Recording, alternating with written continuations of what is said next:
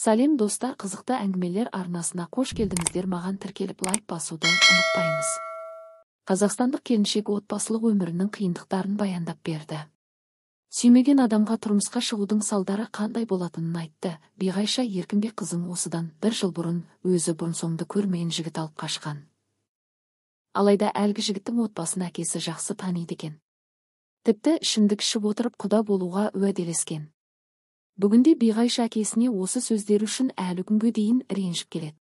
Мұнымен қатар ол күйеуінен көрген қорлығы туралы айтып берді. Мені былтыр шілде айында танымайтын жігіт алып қашты. Алып кету үшін артымнан анам мен әпкем келді. Бірақ келген жерім мені тығып ұстады. Қанша қарсылық танытсам да басыма орамал салды. Екі әйел екі қолымды тас қылып ұстап отырды.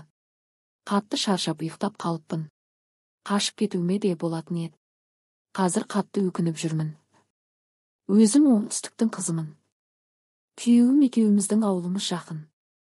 Жаңа жылдан бері Алматы қаласындамыз. Күйеуім де, мен де жұмыс істедік. Менің айтайын дегенім, күйеуімді мүлдем жақсы көрмеймін. Түнде бірге болғым келмейді. Сол үшін сан рет таяқ жедім. Ұрған сайын бұрынғысынан бетер жек көріп кетемін. Енемде татардың қаны бар. Көп сөйлейді. Сөйлеген сайын жүйкем ауырады. Ата-енем, күйеуім үшеуі бірдей. Барлығын жек көремін. Өтірік көп айтады. Шілде айында келін болып түскеніме 1 жыл толады.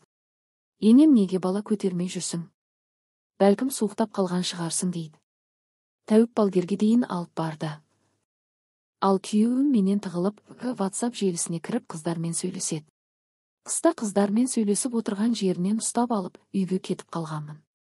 Ата-енем жалынып жүріп қайта алып кетті. Қанша қарсылық танытсам да әкем күштеп қайтарды. Негізі барлығы әкемнің кінәсі. Атамен ішімдік ішіп отырып құда болуға уәделескен екен. Әкеме әлі күнге дейін ренжимін.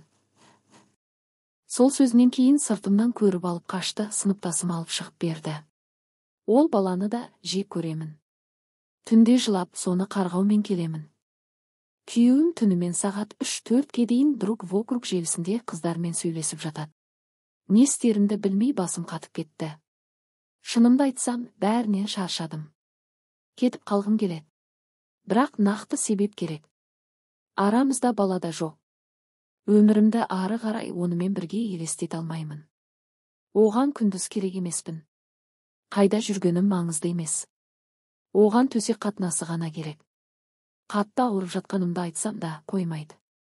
Қарсылық танытсам, жұдырығын ала жүгіреді. Анам мұның барлығы туралы білмейді. Оны жанымнан артық жақсы көремін. Ауырып қалама деп қорқамын дейді Биғайша.